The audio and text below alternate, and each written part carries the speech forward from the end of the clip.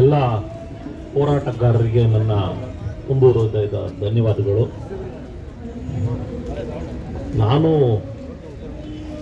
ಸಾಮಾಜಿಕ ಕ್ಷೇತ್ರದಲ್ಲಿ ಬಹಳಷ್ಟು ಕೆಲಸಗಳನ್ನು ಮಾಡಿದ್ದೀನಿ. ರಾಜಕೀಯವಾಗಿ ಕರ್ನಾಟಕ ರಾಷ್ಟ್ರ ಸಮಿತಿ ಪಕ್ಷ ಇವತ್ತು ಏನು ಈ ಒಂದು ಸಮಾನ ಮನಸ್ಕರರ ವೇದಿಕೆ ಹೆಸರಿನಲ್ಲಿ ಒಂದು ಹೋರಾಟನ ತಗೊಂಡಿದ್ದಾರೆ. ಈ ಹೋರಾಟಕ್ಕೆ ಬಿಜೆಪಿ ಮತ್ತು JDS ಕಾಂಗ್ರೆಸ್ ಬರಬೇಕಾಗಿತ್ತು. ಇವರು 3 ಜನ ಬಂದಿದ್ರೆ ಧರ್ಮಸ್ಥಳದಲ್ಲಾಗಿರುವಂಥ ಅನಾಹುತಗಳಿಗೆ ನ್ಯಾಯ ಸಿಗ್ತಾ ಇತ್ತು ಅನ್ನೋ ಒಂದು ಭರವಸೆ ಅಥವಾ ನಂಬಿಕೆ ನನ್ನಲ್ಲಿದೆ. ಆದರೆ ಅವ್ರು ಯಾರೂ ಕೂಡ ಈ ಕಡೆ ಸುಳಿಯೋದಿಲ್ಲ. ಕಾರಣ ಏನು ಅಂದರೆ ಆ 3 ಪಕ್ಷಗಳ ನಾಯಕರು ಧರ್ಮಸ್ಥಳದ ಮುಂಡಾಸದಾರಿಗಳ ಜೊತೆ ಕೈ ಜೋಡಿಸ್ಬಿಟ್ಟಿದ್ದಾರೆ.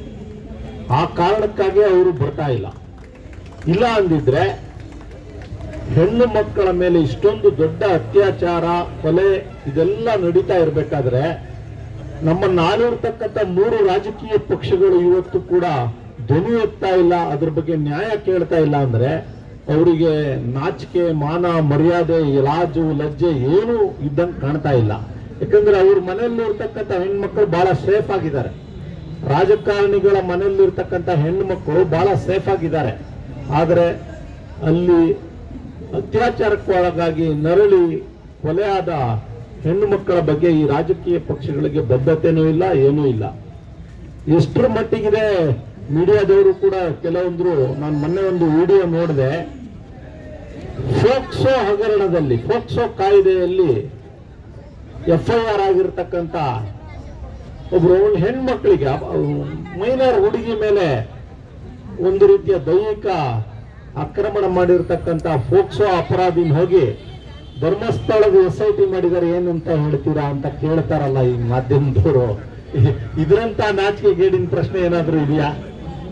ಧರ್ಮಸ್ಥಳದ SIT ಬಗ್ಗೆ ಫೋಕ್ಸೋ ಹಗರಣದ ಆರೋಪಿನ ಕೇಳ್ತಾರೆ, ನಿಮ್ಮ ಅಭಿಪ್ರಾಯ ಹೇಳಿ ಅಂತ.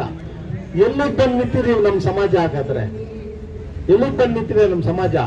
ಅವರು ಹೇಳ್ತಾರೆ ಏನೂ ಆಗಲ್ಲ ಇದು ಅನ್ನೋ ಅಭಿಪ್ರಾಯನ ವ್ಯಕ್ತಪಡಿಸ್ತಾರೆ. ಅಂದ್ರೆ ಈ ಕೇಸನ್ನ ಹಳ್ಳ ಹಿಡಿಸೋದಕ್ಕೆ ಈ ನಾಯಕರುಗಳೆಲ್ಲ ತಯಾರಾಗಿದ್ದಾರೆ ಅನ್ನೋದ್ರಲ್ಲಿ ಯಾವುದೇ ಅನುಮಾನ ಇಲ್ಲ. ಧರ್ಮಸ್ಥಳ ಕ್ಷೇತ್ರ ಇದೆಲ್ಲ ಎಷ್ಟೋ ಜನ ಯೂಟ್ಯೂಬರ್ಸ್ಗೆ ಅಲ್ಲಿ ಇಲ್ಲಿ ಕೇಸ್ಗಳಾಕಿ ಸ್ಟೇ ತಂದು ವಕೀಲರು ಫೀಸ್ ಕೊಟ್ಟು ರೌಡಿಗಳಿಗೆ ದುಡ್ಡು ಕೊಟ್ಟು ಎಲ್ಲ ಮಾಡ್ತಾ ಇದಾರಲ್ಲ. ಇದು ಮೂಲ ಹಣ ಎಲ್ಲಿಂದ ಬರ್ತಾ ಇದೆ? ಇದಕ್ಕೆಲ್ಲ ಹಣ ಎಲ್ಲಿಂದ ಬರ್ತಾ ಇದೆ ಅನ್ನೋದು ನಿಮ್ಗೂ ನಮಗೂ ಎಲ್ರಿಗೂ ಗೊತ್ತಿದೆ.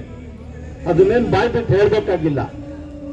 ನಾನು ಈ ಅತ್ಯಾಚಾರದ ಬಗ್ಗೆ ಅಥವಾ ಈ ಮರ್ಡರ್ ಬಗ್ಗೆ ಇನ್ನೊಂದು ಮತ್ತೊಂದು ನಡೆದಿದ್ದ ಬಗ್ಗೆ ಬಹಳ